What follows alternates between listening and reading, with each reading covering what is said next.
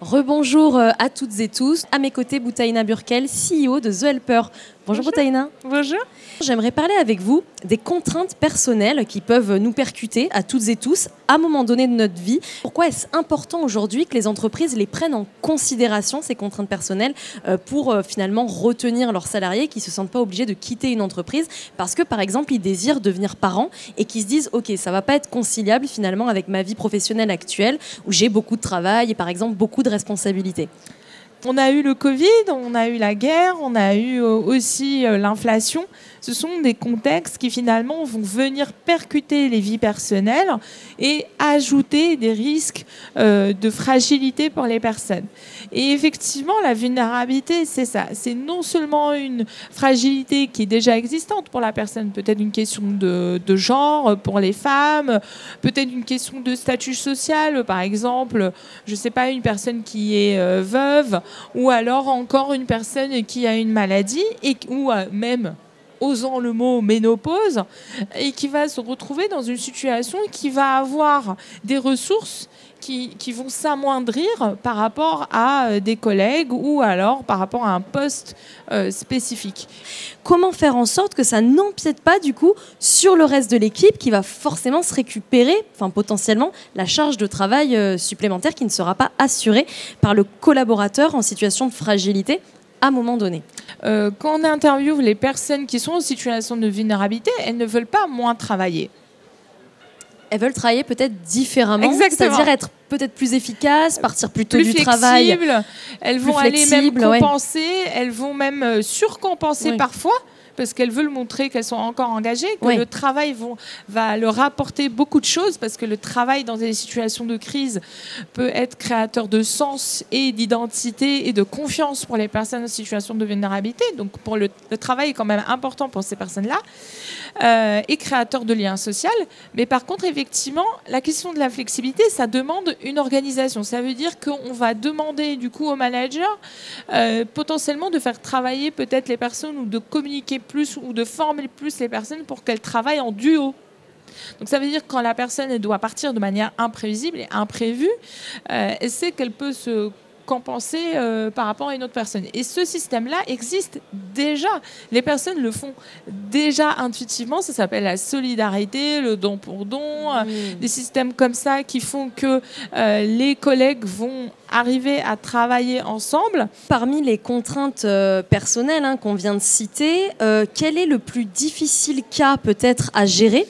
Et surtout, quel est celui qui potentiellement s'inscrit le plus dans la durée? Parce que être permissif pendant quelques jours, pendant quelques semaines, pourquoi pas?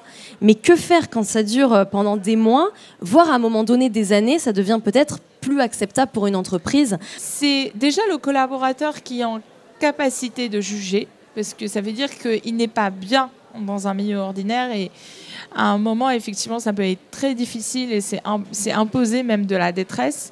Et effectivement, l'équilibre avec les autres personnes de l'équipe. Est-ce que les personnes de l'équipe acceptent derrière d'avoir quelqu'un qui est dans ces situations extrêmes, qui va peut-être durer, qui est dans l'imprévisibilité? Est-ce qu'on va arriver à la former, l'équipe? Mais est-ce que c'est pas à lui de partir au bout d'un moment, le collaborateur, et de trouver, vous l'avez dit, un environnement peut-être plus adapté? Et dans tous les cas, les personnes le font. Parce que naturellement, effectivement, et même statistiquement, il faut savoir, statistiquement, les personnes qui voient que après un retour de maladie, généralement, elles ne restent pas, parce que si l'entreprise n'arrive pas à s'adapter, elles ne restent pas, malgré l'expertise qu'il y a. Et effectivement, les personnes, dans tous les cas, vont chercher ailleurs, vont aller chercher quelque chose de plus adapté à leur situation.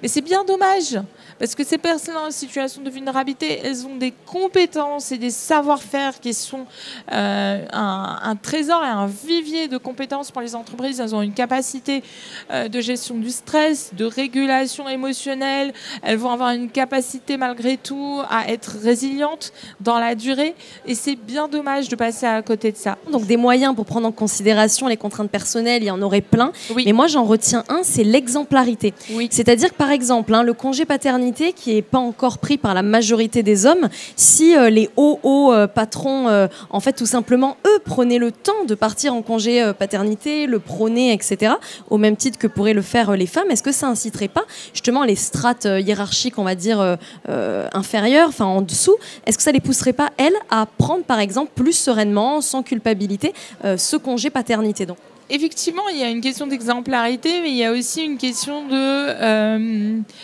comment un environnement de travail peut être inclusif.